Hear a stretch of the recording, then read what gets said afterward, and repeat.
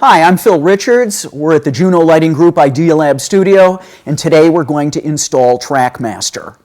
Unlike recessed lighting, which is a separate installation for each individual fixture, Trackmaster allows us the amazing flexibility of being able to bring in a live feed point at one point on the track and installing our fixtures wherever we want. Being able to interchange styles and applications, anything from a wall wash to a directional to a pendant.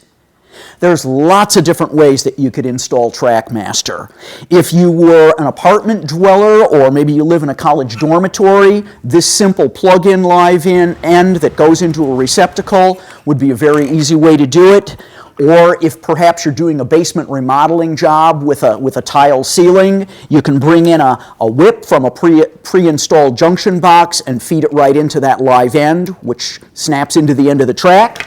Today we're going to do something just a little bit more typical, and we're going to install a finished cover on a flush ceiling that actually covers the entire electrical box. Before we dive right into that, a couple little rules about Trackmaster and track lighting in general that I'd like to discuss, and that is the issue of polarity. We're all familiar with polarized plugs, where we've got the fat prong and the skinny prong that goes into the receptacle, and we know that that plug is only going to insert in one direction. Similarly, our track lighting fixtures and our live ends and fittings are also only go into the track one way. And the way that we understand that, the way that we designate that is with a polarity line and arrows. So if you look very carefully at the track, you'll see that there's a debossed line on one side. I call it a groove. And the fittings themselves have arrows. The arrows are always going to point to that debossed line. And so if I unscrew that little screw just a little bit so I can slide it in there, I'm going to push that live end into the end of the track. You'll feel that snap. And I'm going to tighten the screw just to hold it in there. And if you take a closer look, you'll see that that arrow is pointed right at that line. Similarly, when I snap on the fixture into the track, you'll see that there's that little arrow on the fixture. And again, I'm going to take that back and I'm going to snap that in. And you'll see that that arrow is always pointing at that line. That line designates the positive or the black wire. And we'll see when we wire up the live end how the hot, the neutral, and the ground each have their designated positions. So let's take a closer look at what all is involved in this installation. I'm going to remove that live end and cover plate. Loosen up my screw so I can pull it back out. And first of all, you can see these little copper clips here, and there's a little bit of a spring action on there. That ensures that those contacts are always going to be tight against those wires inside of the track. We call that the track bus. Next, I'm going to take the finished cover plate off and the actual hardware. And what you can see here is that when that slides into the track, I'm making contact with the track bus. My power will come through that little knockout hole. My black wire will go to the gold screw. My white wire will go to the silver screw. And if you're an electrician, you understand black to gold, white to silver. But we also have markings on here that designate neutral and positive. And our positive leg is always going to be the side of the track with that debossed line. And then we'll add the ground screw, and our green wire will wrap around that. In addition to our live end piece, which I just inserted into the end of the track, you'll see a strap, a lock nut, and a nipple in that packaging. And these components are designed to stabilize the installation at the junction box. Here we have an octagonal junction box that's already been pre-wired by an electrician. Naturally, before we start our install, we want to make sure that we go back to our circuit breaker box and cut the power to that circuit before we start putting the track up.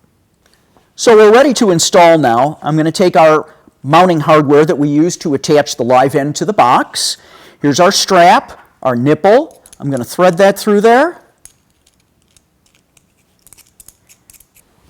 We'll feed those wires right through that nipple, refasten the screws, get one on each side.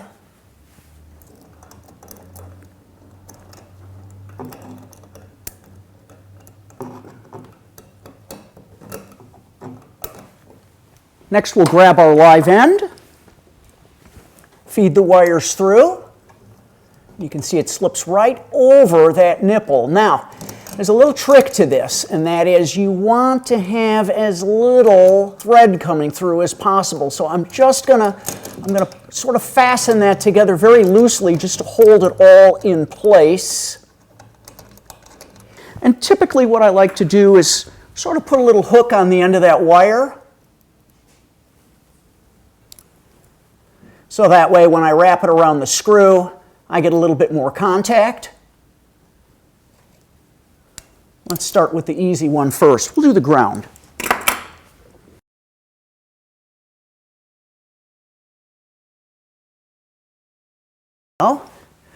Next will be our neutral, which is our white wire going to our silver screw.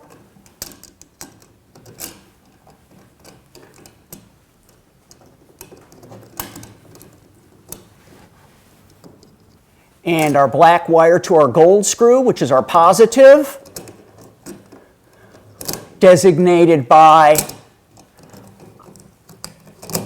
our debossed line in the track. Okay, our wires are all installed, and you can see we've pushed what the slack was all the way back up through that nipple up into the junction box. And you want to make sure that you always do that and have a very nice clean installation, so that way our finished cover plate will go on to that junction box and flush up real nice and tight. Now we're ready to actually put the live end onto the end of the track, and we're going to mark our holes for anchoring the track. So I've already backed out that little screw that tightens the live end into the track, so it should slide in pretty easily. And once again, paying close attention that the arrow is actually pointing to the debossed line on the track. I'm going to mark my holes with a pencil. And once again, remove my track from the live end. Grab my trusty drill. And before we do that, let's just take a look at how this installs. We're going to use the toggle bolts to actually mount the track. So the head of the bolt, the finished side of the bolt, is going to be on the viewing side, on the bottom of the track. And we're going to put our toggles on right now, and we're going to spin those on with the wings kind of aiming down into the little threaded space, and thread my screw through there. And for just an ordinary half-inch drywall ceiling, we can actually, have about an additional half-inch at the top of that screw.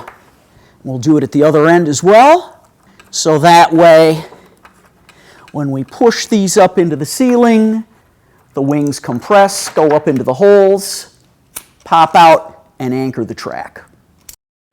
So we've got our toggle bolts installed through the mounting holes in the track. Now I'm just going to take this 5/8 of an inch size drill bit and begin drilling out the holes.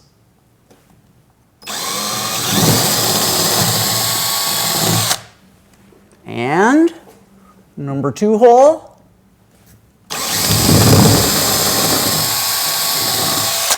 So our holes are drilled. I'll set my drill aside. Grab my track with the toggle bolts already installed.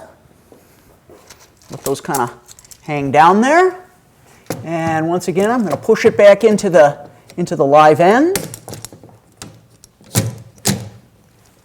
So now I'm going to just push those toggle bolts up into my drilled holes, and I can feel that wing kind of snap. We'll do it again over here. And again, what you can see is that my live end is actually holding that kind of in place. I'm going to pull down on the track as I tighten. And don't tighten one up and then go back. You want to make sure that those wings are kind of catching on the top of that surface.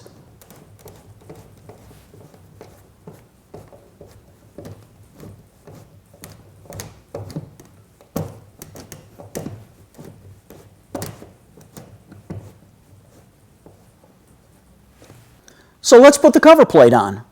First thing that I want to show you is on the back of the cover plate, and a lot of people miss this, there's a little cone here that kind of sticks out.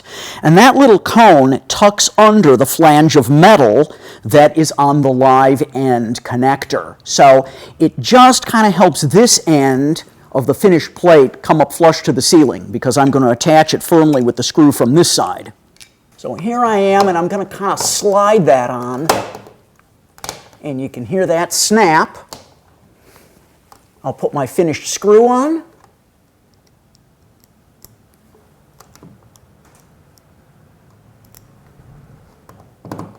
And then also attach and tighten that screw that mechanically joins the live end to the track.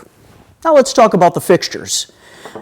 They're available in a wide variety of colors, shapes, styles, application, everything from directional to wall wash to a pendant that you might actually hang from your track. This particular series that we're looking at is made to be compatible with LED lamps supplied by others. They're also compatible with their more traditional halogen MR16 counterparts. But today we're going to mount 3 of these. You can see that that cone-shaped lamp holder has actually got a couple of slots there for your fingers to aid in inserting and removing the lamp. So I'm going to push that in, line up the little pins, push it hard, and you can see it's also pretty easy to grab onto when it comes time for me to pull it out. So let's install our fixtures. I've got the 2 copper tabs here. One of them's got the P on it. That's going to insert towards the grooved line, and I'm going to insert those parallel to the track and then rotate slowly so that that arrow points right to the debossed line. You can see that these rotate both horizontally and vertically. Come back and grab the other 2. Doing the same with the second fixture. And the third. My assistant is backstage restoring the power to our installation. I'm Phil Richards for Juno Lighting Group, and that's how we install Trackmaster.